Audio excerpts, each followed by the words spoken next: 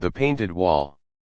A Kyangsi gentleman, named Meng Lungtian, was lodging at the capital with a Mr. Chu, M.A., when one day chance led them to a certain monastery, within which they found no spacious halls or meditation chambers, but only an old priest in deshabille.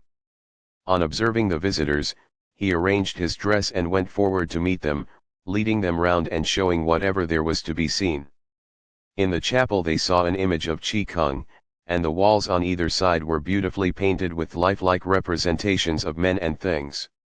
On the east side were pictured a number of fairies, among whom was a young girl whose maiden tresses were not yet confined by the matron's knot.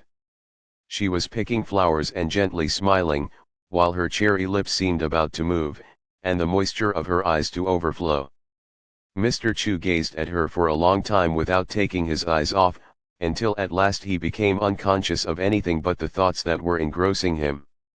Then, suddenly, he felt himself floating in the air, as if riding on a cloud, and found himself passing through the wall, where halls and pavilions stretched away one after another, unlike the abodes of mortals. Here an old priest was preaching the law of Buddha, surrounded by a large crowd of listeners. Mr. Chu mingled with the throng, and after a few moments perceived a gentle tug at his sleeve. Turning round, he saw the young girl above mentioned, who walked laughing away. Mr. Chu at once followed her, and passing a winding balustrade arrived at a small apartment beyond which he dared not venture further. But the young lady, looking back, waved the flowers she had in her hand as though beckoning him to come on. He accordingly entered and found nobody else within.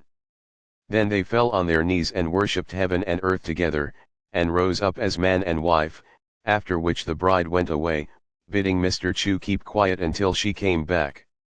This went on for a couple of days, when the young lady's companions began to smell a rat and discovered Mr. Chu's hiding place. Thereupon they all laughed and said, "My dear, you are now a married woman, and should leave off that maidenly coiffure."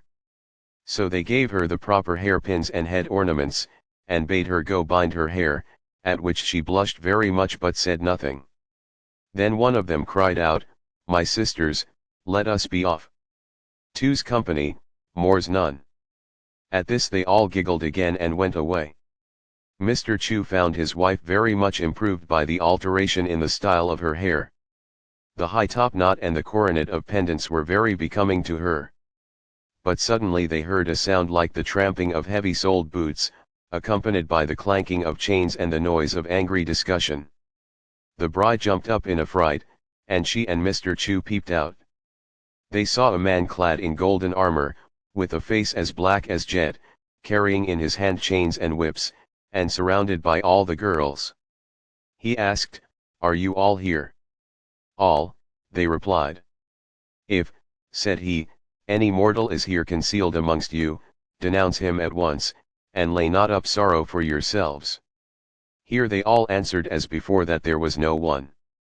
The man then made a movement as if he would search the place, upon which the bride was dreadfully alarmed, and her face turned the color of ashes.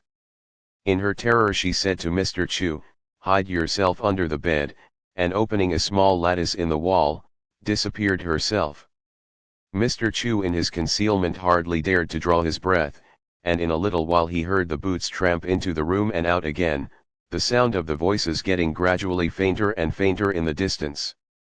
This reassured him, but he still heard the voices of people going backwards and forwards outside, and having been a long time in a cramped position, his ears began to sing as if there was a locust in them, and his eyes to burn like fire. It was almost unbearable, however. He remained quietly awaiting the return of the young lady without giving a thought to the why and wherefore of his present position.